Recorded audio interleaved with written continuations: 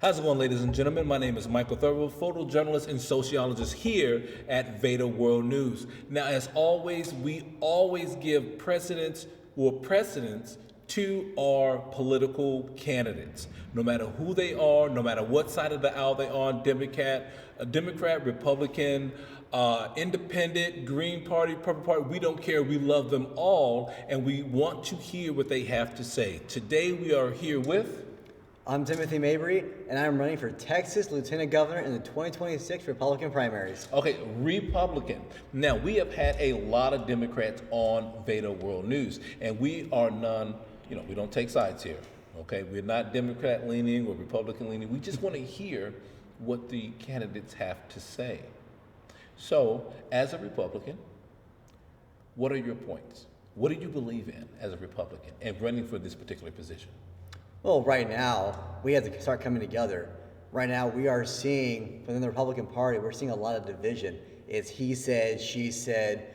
And there's one good thing about the Democrats I'll take note of, is behind closed doors, they will hash it out, they will fight it out. And then when they come out of the door, they're best friends. They're clear, concise, and to the point. Right now, Republican Party, we're having a lot of infighting. It's he said, she said, really? getting my feelings hurt kind of a thing. We have to start focusing and uniting on one message. So it's, for me, whoever wins governor in the Republican primary, that's who I'm going to work with. It doesn't matter who that is, because we have to get on the same page. Let me ask you a question. What do you think is the source of that? You know, with the infighting within the Republican Party, I know a lot of people were saying that there's conflict there. What started it? What was the root? And how do you think that it affects the party as a whole? A big part of it is, what I see, is ego. It's people putting themselves first, their donors, and it's not about the people. It's about the powerful. What can you do for me? What can you do for your donor, your support base? But it's not what can you do best for Texas. And you see, that is what's fighting. Okay. It's when you have one person saying, for instance, this past session, we got to see the governor, lieutenant governors kind of go at it. Yes. Over the whole THC thing. We did. Governor's like, hey, I want regulation. Lieutenant governor said, I want criminalization. So that happened big time, and it got into the public eye, and now the public is kind of like, they can see that, because they didn't hash it out behind closed doors. Okay. It was, hey, this is what we're doing, we're individualizing it, and it created a rift. Wow. Well, let me ask you, running for lieutenant governor, where did it come from? That idea, that notion? For me, that came from God. Really? Straight up. Okay. So, like, what was that like? Like, you got that calling from God to say, hey, you need to run for this particular position. It was pretty wild. Really? Yes. Okay. So for the past couple of years, God's been preparing me to enter the political space, and I've been learning. All right, you need to start working your way up. Started like precinct chair, and then just start working your way up. Mm-hmm. So a little over a year ago, I was looking into that realm. Like, I want to get heavily involved in politics. I know my calling at some point. Mm-hmm. So I was trying to be a precinct chair in my county, Comal County. Okay. And as I was doing that, like, I was starting to do the paperwork, started pushing that realm. I went to church for an altar call one day, and the pastor walked by me, came back and said, I got a word for you. Wow. Your word is, quit trying to figure it out right now. Your calling is soon. It's not yet. So quit trying to figure it out. Just submit. Like, okay. So I just said, God, when you want me to do this, you're going to show the way. I'm going to take a step back. You know what? You would not be the first person who said that. There's a lot of people saying, hey, I needed to take that step back, trust in God, and let him lead the way. And this is coming from both the Republican and the Democrat side, by the way. It's not just like one party. It was like a lot of people believe that, and they say that. So, it's good to hear you say that here. Well, there's a spiritual stirring that's happening that I'm seeing across the board. And for me, the real awakening happened January of this year. So January 7th, at a church we had started going to, I get called out in front of everybody. Wow. Now, I did not have in-depth conversations with the pastor, his wife, or the leadership team of this church. And as this Sunday, January 7th, I woke up and the day just felt different. I woke up energetic, extremely happy. Really? There was just something different about that day. And my wife's like, what's different about today? I'm like, I don't know. Something's just different.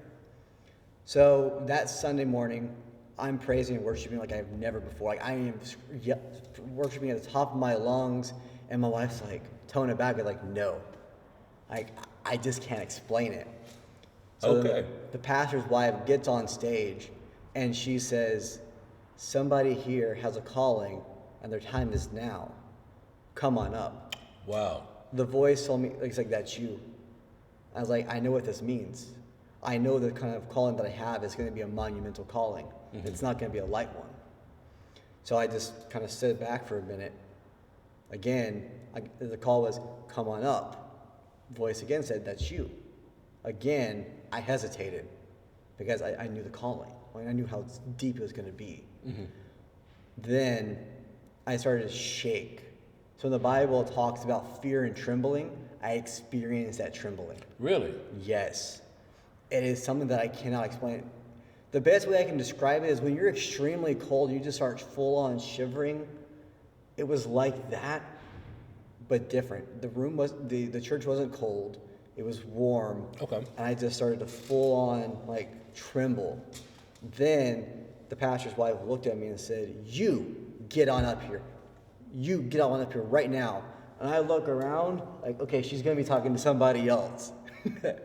And she's like, nope, you who are looking around, I'm talking to you. You come on up. Like, all right, God, here we go.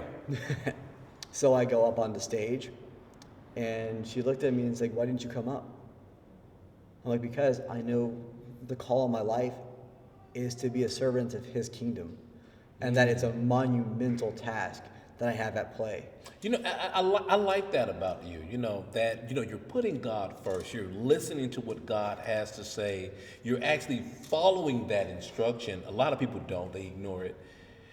Would you say that God played a fundamental part in your life from childhood up until now? Oh, yes. He's the whole credit. Like, this is the reason why I'm running. Okay. I've believed in God since I was a kid. And when I got a little older, I started questioning things. Like, okay, is God real? What's going on? I didn't have a relationship with him. I just had a knowledge of him. Like, hey, I trust you. You're my God. Cool. But over the past couple of years, I've started to get that relationship with him. And he's been starting to use me and to push me in places that I could never have imagined. Okay. So on the 7th, when I got called up, the word was, I'm called to be a shepherd of his people. The time is now. Like, the calling for my calling is now. Okay. So I get prayed by all the elders in the church. How it says in the Bible, like a full activation. Okay. I had that like from the elders. Really? So 2 days later, I go to bed, and I encounter Jesus. I go to bed, and within an hour, I wake up from this vision. I am in this massive factory. It is so massive that I can't see the end of it. Glowing figure was touching my shoulder and showing me things to come. What did you see? Just a lot of craziness that's in this world right now. Okay. And that we're in for a fight. At some point in time, a spiritual fight was going on, but it looks like at some point it's going to manifest into the physical. Would you say, well, do you think that that spiritual fight that you kind of saw, right? Do you see that on the political stage right now for the seat that you're running in? I do. Okay, in what way? How? God knows the hearts of men. He knows what's happening internally. He knows the battles that are going through, and he sees what's happening. Okay. And right now, we see a lot of the infighting. We see a lot of frustration that is going on. And when you start to see a person in office start getting very passionate and vocal, and that's all they're focusing on, it shows that there's something else at play, that it might be ego-driven, or that there's something else happening. Well, let me ask you, running for lieutenant governor, how would God help you make decisions in that position? How does religion and faith guide you on that path? That's a great question. It's every decision that I make, it goes to Him. I ask God, what do you want me to do today? How do you want me to pass judgment on this? What do you want me to do, and how does this look? Okay. Because I know personally, a lot of times we want to move very quickly. We want to say this is a me thing. But I've learned when it's a God thing, He's going to show you and He's going to direct you. Okay. And He's going to open up a path. And it's to rely on Him for the wisdom and the guidance of what to do and how to go about it. Hot button ticket. What do you see going wrong in Texas? And if elected to this particular seat, how would you fix that? There's several things right now. Okay, like what? Well, one of them is the infighting. Okay. That's happening. It's to have a sit-down conversation with all the people who are involved. To look, like it or not, Texas, we're in for a fight. If you look at the national and the global agendas, it all comes back to Texas. All eyes are on Texas right now. Okay. We're looking at the New York Stock Exchange being moved to here. Governor Abbott. Really? The stock exchange, we just opened one up. Yes, the one in Texas Dallas. stock. Yes, we did. But they're talking about now actually having the full stock exchange here, Okay. no longer in New York. Why? Well, look what's happening in New York. The new mayor, Okay. Mamdani, he is pushing a socialist agenda right now. How do you feel, or what are your thoughts on the new mayor of New York? New York just stepped on a major landmine, and there's going to be a mass exodus very quickly of people from there. Because of the election of this new particular mayor. Yes. Okay. Now let me ask you, what's guiding your view on that or your perspective? Well, one, a lot of politicians, they say what people want just to get elected, This is true. and we're seeing that already. Within 12 hours of Mamdani getting elected, you start seeing the rug get pulled out. Oh, hey, now the citizens are going to start paying for this. Oh, we're going to start raising the tax rates even further. And the big companies and big people are like, we don't like that. We're going to start making the exit. Okay. Well, let me ask you this one here. In Texas, and then for the seat that you're running in, what issues are there that you feel need to be fixed and resolved? One of the big ones is the hemp. Okay. THC? Yeah. Or, okay. Well, hemp is, the plant has male and female components. Okay. So you have also the industrial side and the recreational and medicinal. Okay. So the recreational, the plant's the female plant. The industrial, it's the male plant. Okay. So they both have quantities of THC, but the male has a lot less. The medical side, we had to start protecting it a little bit further, because right now we have veterans who are using the teacup program, which has some flaws to it, but we're also using it on the open market. If you go down to a smoke shop here, you're able to get a product for $30 to $50 for a month's supply. Okay. Using the teacup, the exact same product can be anywhere between $100 to $300, and it's not as potent. Okay. As Lieutenant Governor, how would you address that? So I say for regulation, not criminalization. Let's have it as, okay, let's have the potency label on the label. Okay. Let's have the ingredients streamlined, and to have it a clear testing process. Because right now the testing process as being used, it can be weaponized. In what way? So when it goes through the heat testing, you can take any amount of CBD and have it change up with the right amount of heat to test positive for THC and Wow. go over the amounts that's required. Really? Now, how is that playing an issue, though, with the normal person on the street, the average guy on the street? What does that mean for him? Well, that means for them, if you're going to be using these products, you won't go to jail for it. You won't be criminalized. My opponent this year, by the grace of God, Abbott vetoed SB 3, which was the full ban on THC. And Abbott called for regulation, and my opponent decided, you know what? Let's do criminalization instead. Well, let me ask you, what are your thoughts on Governor Greg Abbott? He's running for another term. Do you think he should run again, or should there be someone new? What are your thoughts there? Well, right now the governor has been holding the line for Texas. Okay. And are you satisfied with the governor so far? So far, yes. Okay. We can always backseat quarterback something and say, you know what, they should do better in this, they should do better in that. But let's be real. There's a lot of stuff that's at stake right now in Texas. Okay. We are in one heck of a fight, and he is holding the line. And if we get somebody new, we don't know what that's going to look like. Okay. Let's start here then. Here in Houston, Texas, we're battling homelessness. We have a lot of homeless vets. We have food deserts here, right in Houston, Texas, where even in this community here, people do not have access to fresh foods like they would at a HEB in another more affluent part of town. How would you address that? Well, rising costs are getting out of control right now throughout Texas. You talk about the food shelters or the zones that are struggling for food. Yeah. We're seeing that statewide. We are. We're seeing it to where, okay, people can't afford the basic necessities. Like I was going to Sam's the other day, and regular ground beef, not the best high quality, but just the regular ground beef was almost at $5 a pound for like the 73.80. Or sorry, 73. Why is it so much when Texas takes great pride in cattle? Like, help me understand that. Help the viewers understand that. Well, a big part of that is it's greed. So the big packing manufacturers and companies, they're trying to push this as, hey, we're in a beef shortage.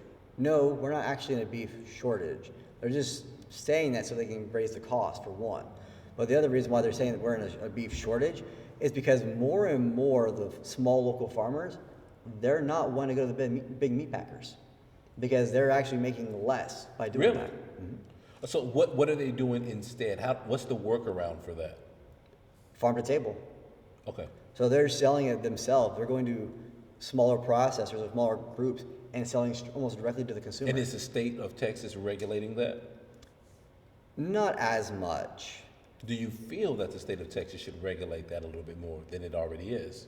When it comes to the big producers, we have to be paying a little bit more attention. We had to start shifting the focus back to the people, not the powerful. When I say the powerful, not the big corporations or the big donors or the politicians. We have to start giving the people the real supplies and the real opportunities. Because let's face it, whenever laws get put into effect, who's it affect? The average guy on the street. Exactly. It affects the average person. I come from a background in the blue collar trades. I was in the fire department. Before that, the Navy. Yes, sir. I was a fire lieutenant. Wow. What was that experience like for you? It's fun and crazy. But it's also dangerous. I mean, hats off to you. Literally, you're going into a burning building to either save someone or to stop it from spreading. You know, we're going to take a break from politics, and I got to ask you that. What is it like going inside of a burning building? I know you can't see that good in there. What is that like, that experience? It depends on the fire. Okay.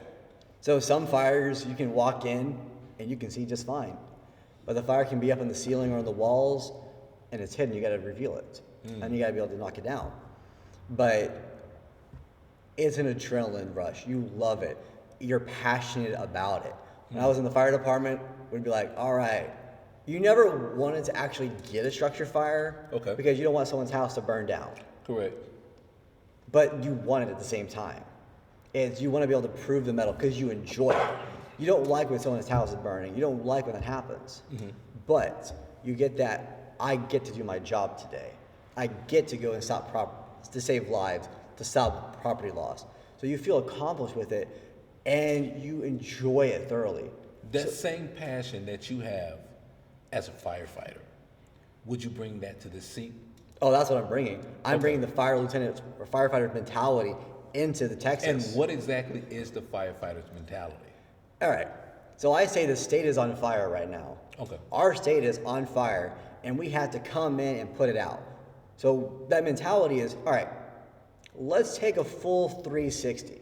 So when you're a firefighter, you have different positions on the truck, on the engine. Okay. You have the backseat guys, then you have the driver, and then you have the officer. The officer is the one, when you show up first on the scene, they're the ones creating a game plan. They're going to go and do what we call a 360. So the driver's going to pull past the house, or the building, so you get three sides of it, which will be typically the Delta, the Alpha, and then the Bravo side. Okay. So you get a three-view picture of the house, and then you get out. The officer will walk around the house to see what's going on. During that time, you're gathering as much information.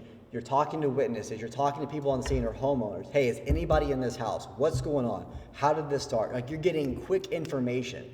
And you're also looking at, what is the smoke doing? How is this fire at? Where is it in this building? And you're crafting a game plan. And then you're going to go back to your host team, who's deploying the line, and by that time, they should be ready to deploy. Like, they should be ready to go to make entry. Let me ask you a question.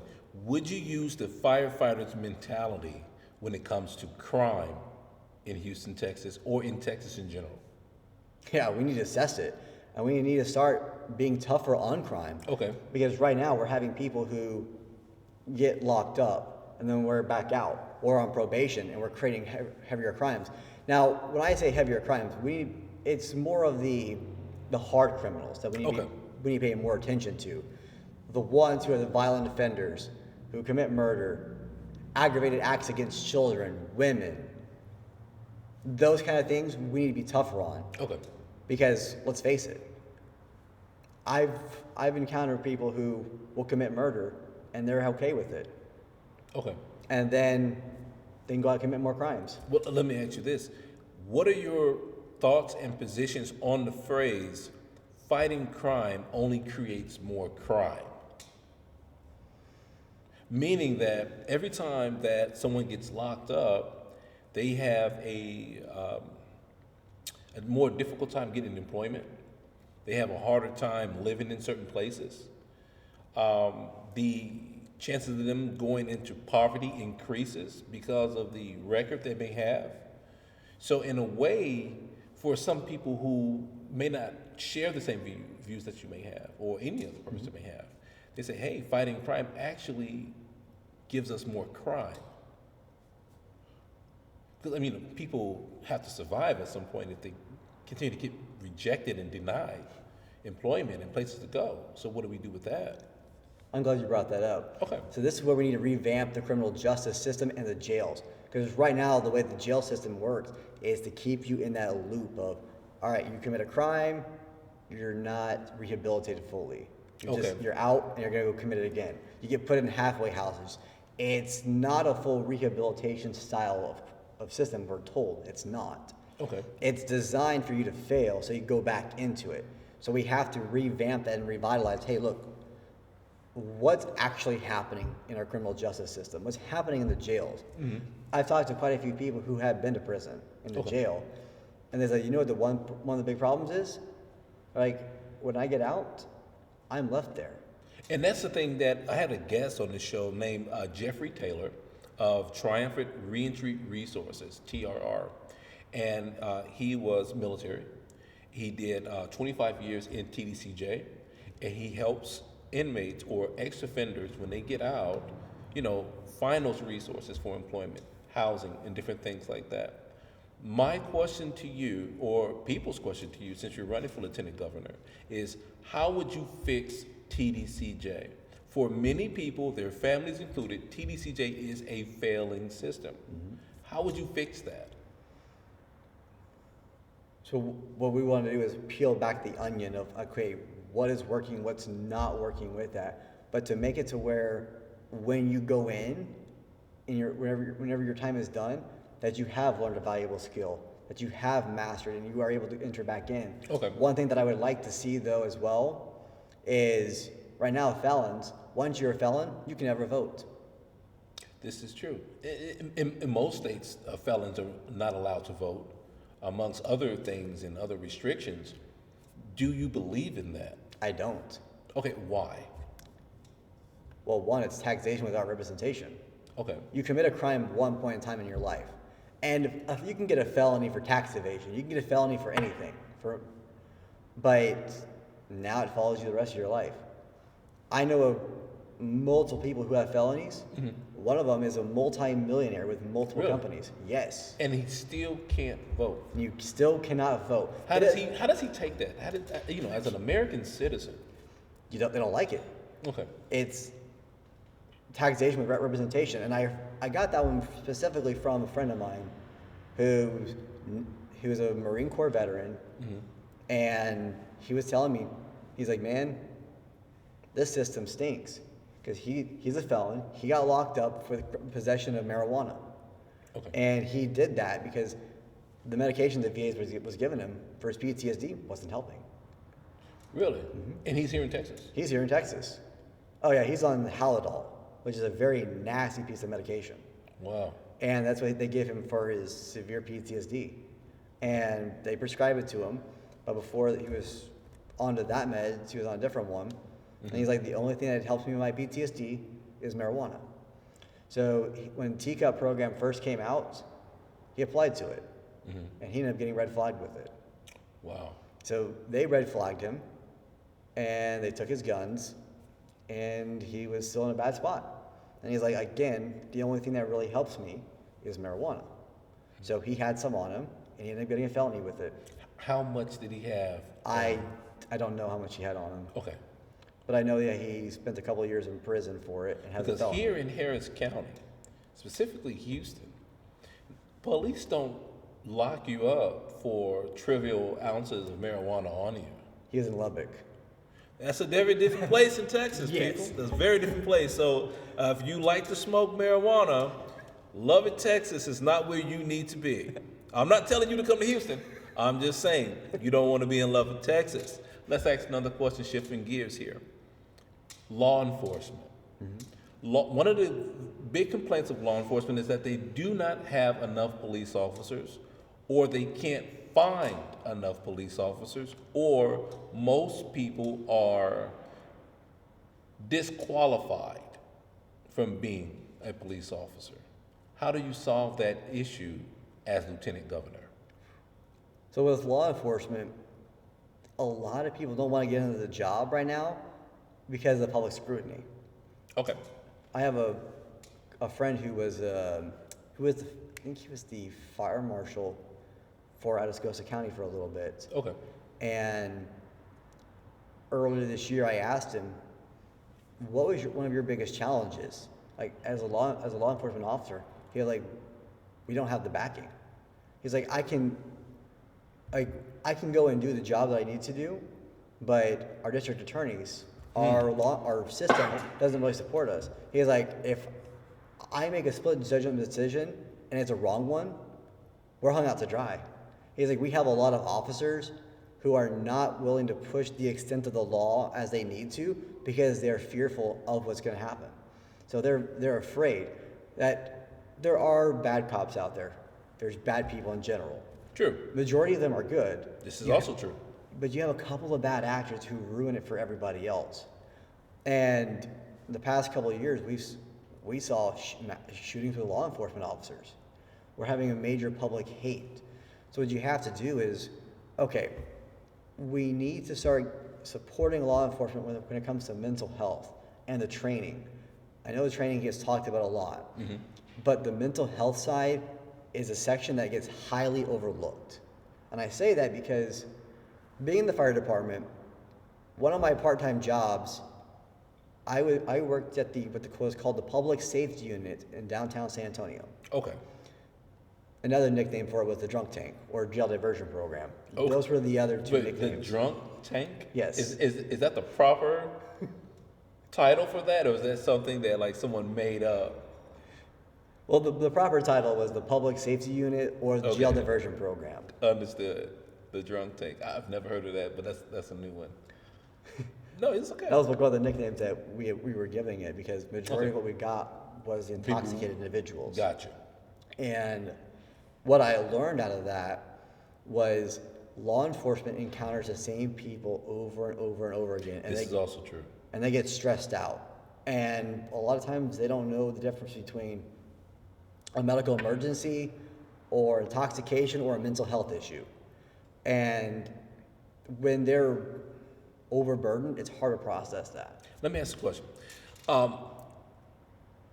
Do you believe police officers should make more or less? And the reason why I'm asking you this question is because it takes only 6 months to become a police officer with a high school diploma, and in some cases, strictly only a GED.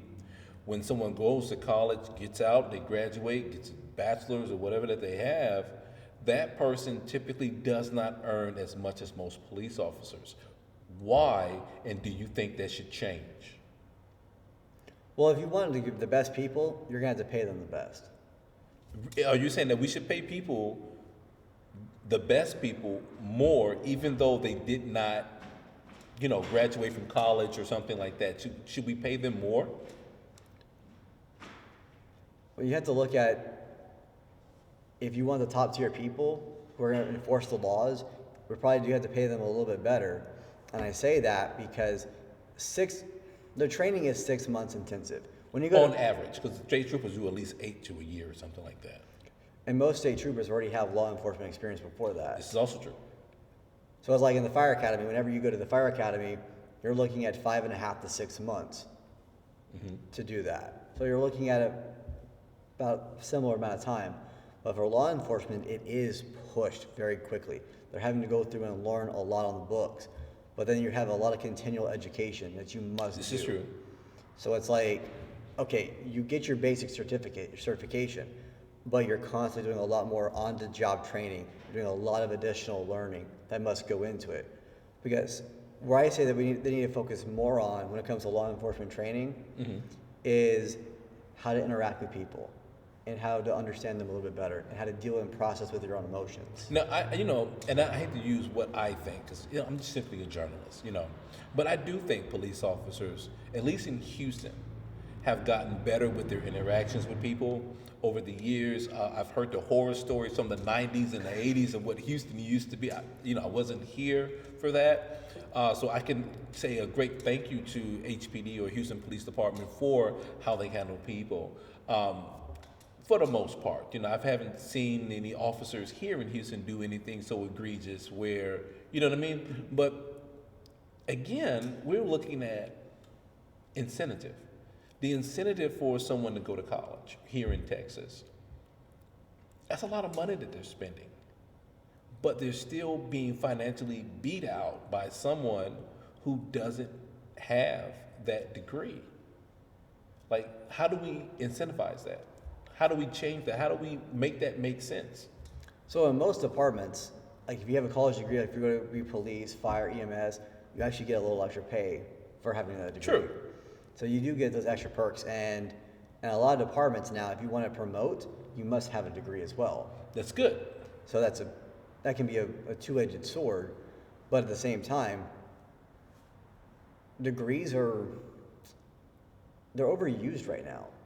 Okay, in a lot of aspects, I can actually agree with that. And I've always told people, I went to college, and I say, listen, man, I don't think it's worth what it used to be. In the 80s and the 90s, you went to college, man, you get out there, yeah, but see, the world has changed. The world has changed so much where, being certified and technically competent in a very specific area, let's say plumbing, is much more valuable than someone who went to school for, let's say, liberal arts. And this is not to knock liberal arts, because, everything's important nowadays. But, just the relevancy within the society that we live. You know what I mean? So I can definitely understand your point on that. Well, and you talk about degrees.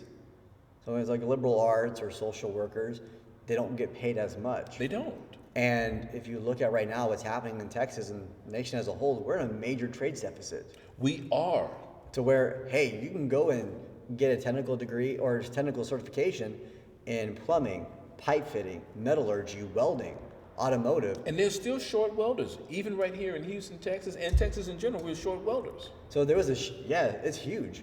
So there was a shipbuilding conference that happened recently. When I was at the Disaster Expo this past Wednesday, I was talking to a gentleman who was at the like a shipbuilding event or over on the East Coast not too long ago. Okay. And they said that one of the major contractors, one of the groups, like, look, we have a lot of work on the table. The United States government is wanting to increase the Navy. They're wanting to expand our military, specifically in our capabilities in shipping. They're like, but the problem that we're running into is they don't have enough skilled workers. This is true because, stretching into the geopolitical track, I specialize in geopolitics. China's shipbuilding capacity is through the roof. What happened to this country when it came to shipbuilding? What happened? It's the same thing with trades. we were pushed college, college, college, college. I'm a millennial, so when I was in high school, guess what we were told? If you have to grow up, you have to go to college, you have Yeah, to they go. did say that. They You have did. to go and get student loans, $100,000 plus, and you might get a job 50 to 60,000. The key word is might. You might, yes. And it's like, huh? You might get that if you get a college degree. But right now, I know multiple HVAC technicians who are making over $100,000 a year, And that's great. and that's the entry level. Like there's that big of a gap right now because as Governor Abbott last night said at his campaign kickoff event, we are having more people move to Texas than any other state's happening. And it's true. And I like to say for good reason. Texas has some very great incentives.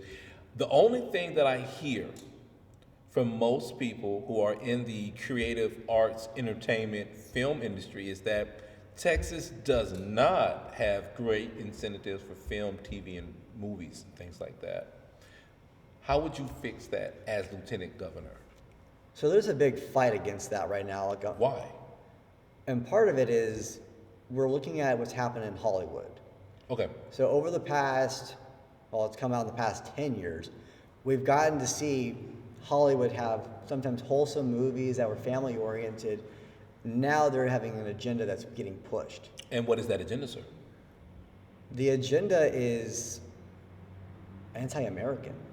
Like we're seeing that it's not as a family unit, it's not for America, and that when something is being watched, there's an agenda that is behind it, and the public doesn't like that as much. And it's that woke agenda. We're watching what's happening with Disney. A lot of Disney movies have flopped again and again and again and again. They're having record losses because they keep trying to push an agenda that the American people don't want. They're putting content that they don't want. But what about the other filmmakers who don't fall into that particular agenda where they say, hey, I'm an artist, I'm a director, I'm a whatever, I just want to make a great film.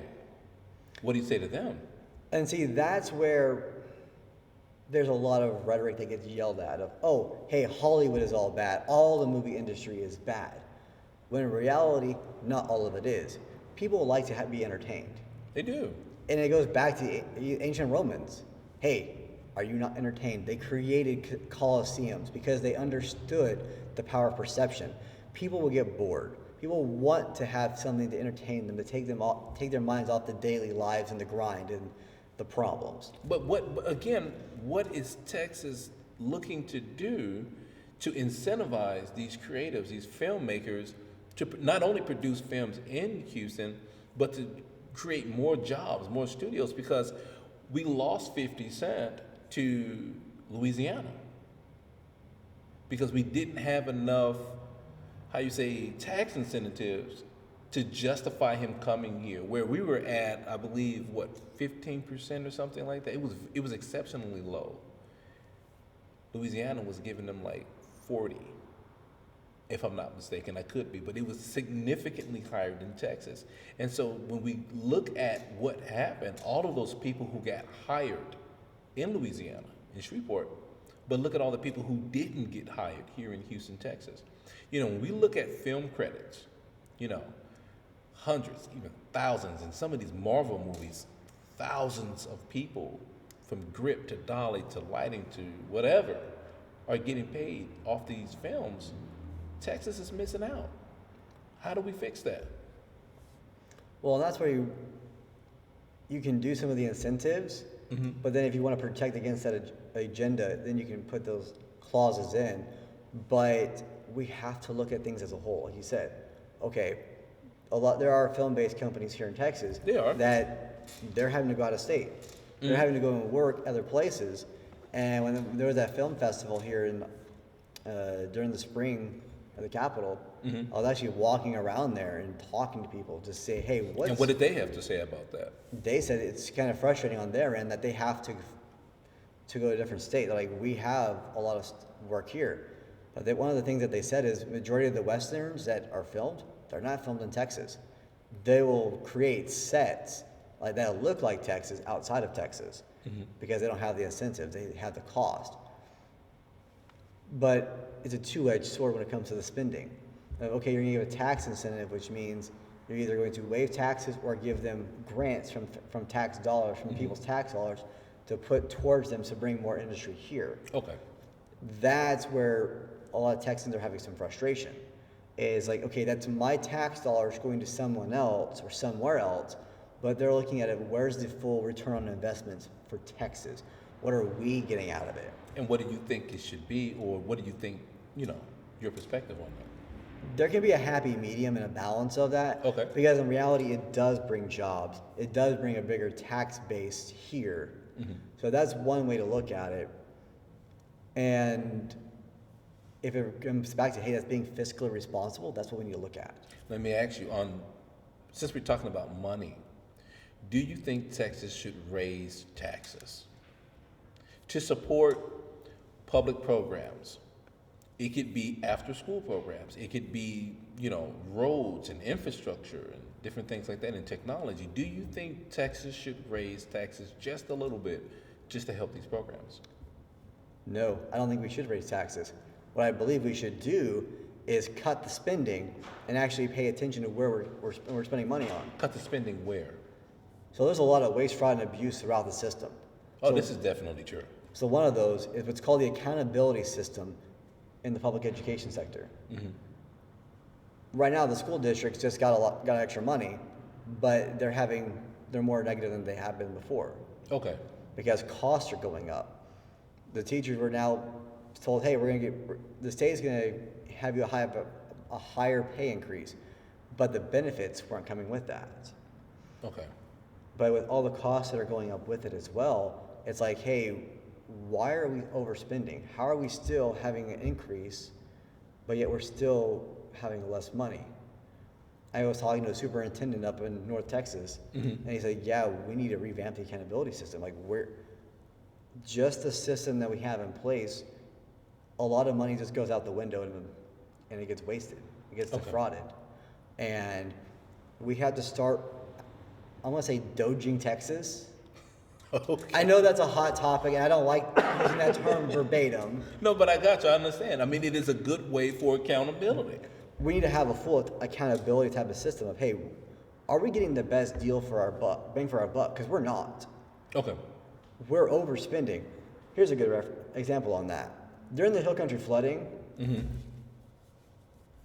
I got heavily involved with it, and I was hearing some major stories of, all right, the state of Texas was getting charged $1,500 a day to run a D10 dozer. What is the going rate for that? Anywhere between $250 and $500 a day. Okay, so why is there such a $1,000 difference? Like, why? Because what some of these companies were doing is they're contracted with the state, like as a preferred contractor, but then they were going to a subcontractor and paying them less. Really? Yep. All right, so shouldn't there be some kind of accountability, like you were speaking about, with that? Like, there should be. Law enforcement should be involved on the state level or something like that? It needs to get reduced and pay attention to it. Like, okay, what's really the going rate for this? Oh, it's $250 to $500 a day, and yet you're charging us $1,500, but you're turning around and giving a subcontractor less. What's happening is the other companies are pocketing the money, and this is what's happening. So you're having third parties, companies that are coming in, charging the state and the federal government higher rates, but then going to you and be like, hey, we'll pay you $500. How does that sound? Wow. You're like, yeah, that's what I'm charging. Heck yeah, I'll go for it. Cool. And so the inflation, it just blooms up after that. Okay. So where that screws people over is that messes over the subcontractor, because now that's your business. You're actually going out and doing the work when somebody else isn't. Just pocketing the money. They're just pocketing $1,000 right off the bat while you're doing the work. All they're doing is playing the connection game. Okay, But the middleman. They're playing the middleman. But who really benefits from that? That company. Who gets screwed? The Texas taxpayer. This is true. And this is the same story that we're having across the state. Now imagine that. If we're getting charged, let's just say for easier math, double. Okay. If we're getting double charged on everything or paying 2x, what happens if we cut that? Well, let me ask you a question. As lieutenant governor, if you were to get elected to that seat, what do you think should happen? How would you fix that problem? Well, you'd want to work with the governor the comptroller specifically, and the House. And what should the penalty be for anyone that is convicted or caught doing such things? Well, first, you need to have your contract status revoked, and your license is pulled in Texas. If you're caught defrauding the Texas government, or even the federal government in general, you should have your license as a business in this state, in this country, pulled, because that's garbage. To overcharge the Texas taxpayers, that's stealing. That's theft. It is. And to me, it's a bigger sin, because as an elected official, you're supposed to be paying attention to the taxpayers. It's not a handout. You're supposed to do a hand up, and you're supposed to be fiscally responsible. If you give me $10 and say, hey, this $10, we can get us both lunch and have some change left over. If I don't give you the change back, that's a problem. It is. Or if I came to you and say, hey, I couldn't get you your meal. It was way more expensive, but I spent it on other things, or I went to the wrong vendor. It's theft. It's theft. If you told me to go to Walmart and get the great value bag of chips that was going to cost $3, and I go and say, you know what? I want the Doritos. We love Doritos. Yeah, I want the Cool Ranch Doritos. Okay. The family size bag, when all you wanted was just the regular one. And I come back with that, you're gonna look at me and be like, that's not what I asked for. Yes, this is absolutely true. You're gonna get frustrated and say, why didn't you do that? Let me ask you a question. Shifting gears, we're talking immigration. It is a hot topic, especially here in Texas. What are your thoughts on ICE? Should ICE be operating in the way that it is? And just what are your reactions in general? Well, under the Obama administration, we had a lot of people come into the state illegally. There was a lot of people who got flooded in here. Okay. Yes, part of the argument is we were built on immigration. We were, and we are, properly. We had Ellis Island. We had a system and a way for people to come in to get vetted, and that's fine. Okay. When you have people just coming in and circumventing the system and say, hey, I'm here, now I want this, I want that. Or, hey, now I'm hungry, now feed me. That creates a bit of a problem for the taxpayers of, okay, where does that come from? We're struggling internally right now. We have Texans, we have Americans who are struggling to make ends meet right now. Mm-hmm. And we're struggling to meet that need. So when you have people who are not from here who just come in and get pushed through and say, hey, we want something as well. Where does it come from? How do we solve that issue? And I will say the immigration system in this country is broken. There was a lady who I worked with at the fire department who was on DACA. Okay. And she had a college degree. She was very smart, and she was in the fire department with us. And I got to sit down and talk with her, and she was like, I'm screwed. She's like, myself and many other people were screwed. Wow. And I was like, can you elaborate on that for a minute? She's like, yeah, go for it. She's like, so here's how I'm messed over right now. She's like, there's no path for me to get citizenship. She's like, people like me are stuck in this weird limbo right now of, we can't become citizens, but if we commit a crime, we're straight deported. She's like, I want a way that I can become a citizen. She's like, I love this country. Mm-hmm. Yes, my family came here illegally. She's like, but I'm on the Dreamers. I want to be a citizen of this country, but I can't.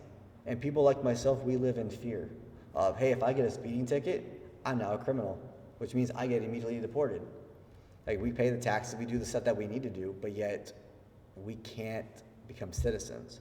So we need an evaluation process to say, all right, if you've been here for a while, let's create a way to say, are you able to become a citizen?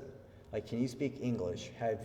Have you committed a crime? Have you been, like, what's your track record been in this state, in this country?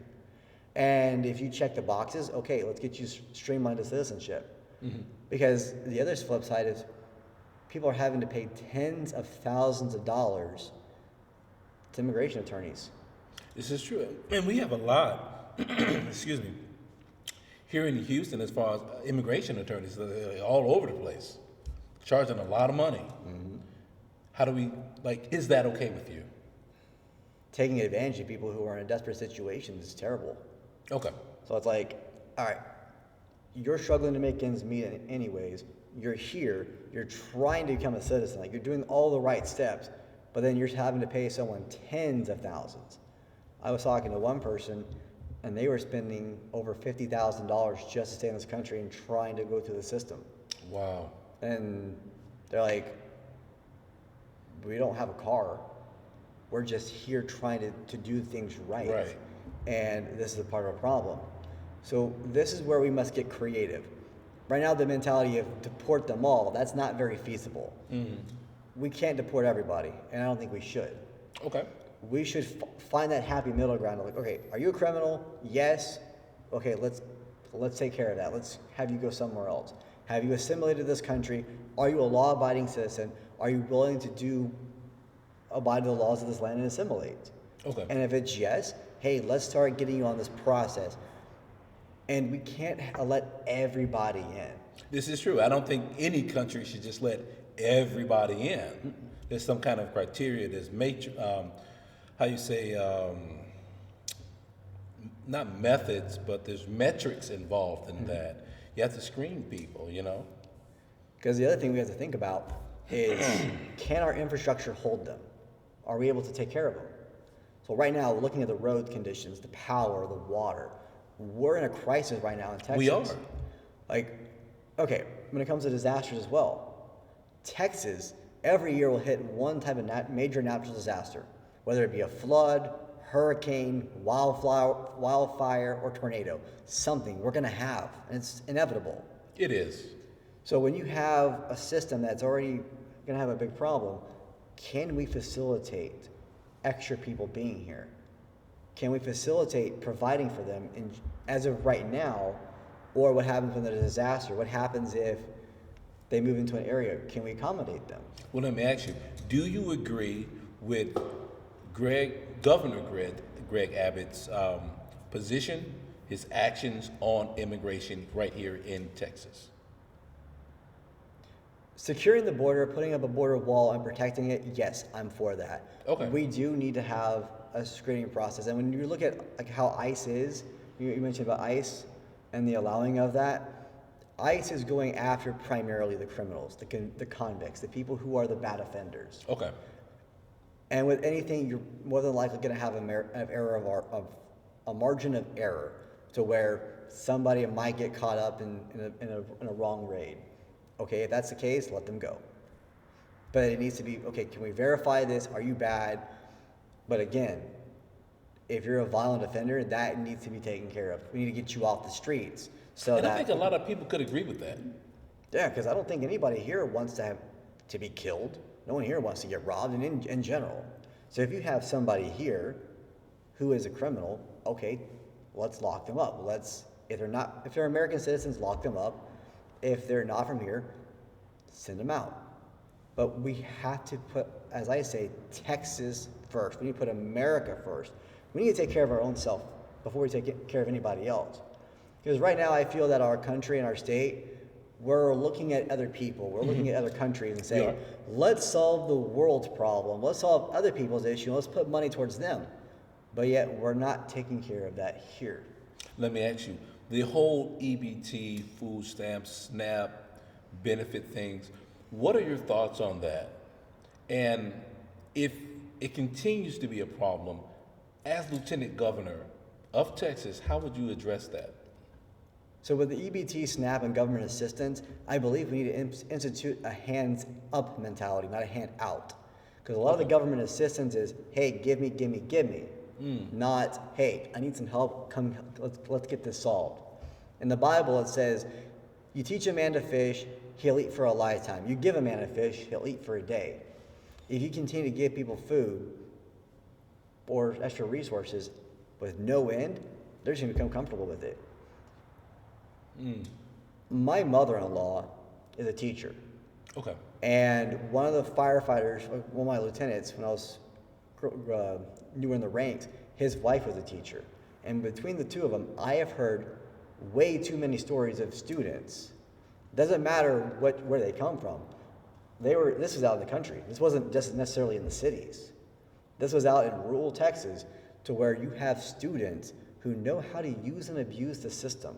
Now, when I say this, there was a young man who was like, all right, I need to have three baby mamas with 5 kids. And we can all live off the government without having to go work with a job.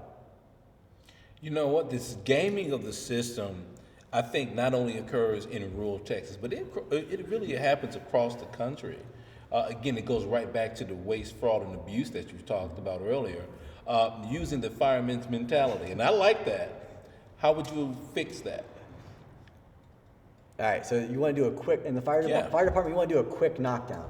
So Okay, what is that? So you do a quick evaluation of what's going on, and then you hit it, and then you go inside. So if you have a heavy fire from the outside, instead of just walking in where it's burning, it's hurting yourself or the victims, you can knock it down. So you want to, okay, let's quench the problem right now, and then we can go in and we can find the hot spots. We can hit the seat of the fire. So what we need to do with it is we need to stop the fraud. We need to stop the waste. So right now, I was watching several videos recently and some articles that there are people who are spending money on the government assistance for handbags, for facial care, and just other not necessities, but just items that they want, not a need. If you're on government assistance, you should be that, like acting the mentality of, I'm poor. I can't go out and buy big steaks. Like I know quite a few Texans who are barely making by, and one of the families, they have 4 kids, and they were like, we haven't bought a steak in a while. Wow. Like, we go to the grocery store, we're not on government assistance. We could probably qualify for it, but we're not doing that. He's like, but we don't get steak. We don't load up our basket. We have the bare necessities. I've seen people who will have the EBT and SNAP, and they're getting steaks. They're getting their baskets are full. I think, I look at that situation, and I look at just who really benefits from that. And I think that a lot of food manufacturers and different things, they benefit from that. So that junk food ban that a lot of places put in, where you could not buy junk food with an EBT card or a SNAP or any governmental benefits, I think they really hurt Frito-Lay. Oh, I think that it really hurt, the people who really get the crab legs and everything like that. Like it really kind of hurt them, because it's like, man, this is, the average person really can't afford to splurge on products like that, but these people can because they have, assistance like that. and I want to say that when you said junk food, let's not call that food. That's poison. Let me tell you, I'm a victim. I think we've all been the victim of it. Like, Yeah. I'm not gonna lie. Hey, barbacoa and Big Red on a Sunday down here in South Texas. Woo, you can't go wrong with that. First off, before we talk about, I'm gonna ask you, because first off, let me say howdy, and 2, you like barbecue. Oh heck yeah! All right, let me ask you a question. Go for it. Who has the best barbecue in the country? Okay, Texas. I was gonna say, if we're gonna have to fight here in Texas, like which restaurant, that's gonna be a tough one. So you believe Texas has the best barbecue? Oh yes. I know. That's like saying Whataburger is better than In-N-Out. That's like saying In-N-Out is better than Whataburger. Well, excuse me. The weather's changed. It's really cold. I'm not speaking negative of Texas barbecue. I'm not. But I'm coming from Chicago, and we have more of a sweet and stickier barbecue, and we like sauce. We love the sauce on the meat, Here, it was like you gave me, not you, but they gave me this grilled meat, and you have to dip the meat in the sauce. And I was told that you guys are not really into the sauce like that. Why? It's just different styles. So it's like, for me, I don't put any sauce on my steak. What? I will judge personally a steak on how well it is cooked and how well it is seasoned. If you watch me put a sauce on my steak, that's me insulting your cook. Really? Because it's too terrible for me to eat. But I love sauce. I love gravy. I love it all. Hey, gravy's a different story. Okay. Like, if you want to put some gravy, that's All right. that's a little different. All right. But if you're having to put like A1 steak sauce, I'm not a fan of A1. neither am I. Like, so if I'm going to a restaurant, there's been a few times like you go to a restaurant, just like, this is bad. My wife will judge like too. Is Really? yes, the best cook of a steak is, in my opinion, is medium rare. Okay. Why? Because rare is a little bit too tender or a little bit too chewy. Okay. Medium rare is that nice middle ground to me of it's still cooked enough, but it's juicy and it's not rubbery. Growing up, my parents liked steak well done. Okay. There's a lot of people like that. That's boot leather. Okay. It's like King of the Hill. Okay. If someone asked for the steak or their burger well done, Now, a burger, I have to have it well done, man. I'm not gonna lie to you, and it's only because I don't want to get sick. So, I've seen some people get sick before, and I was like, I never want to be that person. So, cook it all the way through. when it's cooked at medium, it's enough temperature. The temperature's high enough to where it's actually cooked internally. So it's It's about 145 is the internal cook for a burger. Spoken like a true grill master. But you want to go a little bit, possibly a little bit higher for ground meat. Okay. But if it's like a flat cut of steak, about 145. Okay. That's that nice, good temperature. But yeah, if my burger is well done, it's too dry for me. Gotcha. And I'm just chewing on it. I just like a little bit, like I like a lot of the juice when it comes to the burger. Well, let me ask you, where can people find you? Well, they can find me all over the state of Texas. Really? Instagram? Yes, sir. You can find me on Instagram, Facebook, TikTok, and it's at Timothy4TX. Okay. I made it very simple for people. I made my Instagram handles and social media handles the same as the website. So it's Timothy4TX. And for the website, just put .com. Gotcha. All right, so you guys heard it first. And if you see me coughing on the side, it's because the weather has changed here in Houston, Texas, and Texas in general, exceptionally cold to me. I know I should be the last person talking about cold coming from Chicago, but I hate cold weather. I love Texas heat, and this is just not a good time for me as far as the weather. But the good news is, it'll be back 80 on Wednesday. Hey, this is some nice weather right now. You like it? I do like the 60, 70 degree weather. God. Because you can go outside, you can do your work, and it's not bad. Okay. Like, this is that temperature where it might start off a little cool in the morning, but by the time the afternoon hits, where you're normally just dog tired outside, it's at least a little bit nicer. Okay. So this is that weather I like being outside in. 60 to 70, you're just like, yes, this is amazing. Can we just have this all year round potentially? But I would rather have the hot and the heat than the cold. And miserable. Yes. Cold, wet, and miserable, no.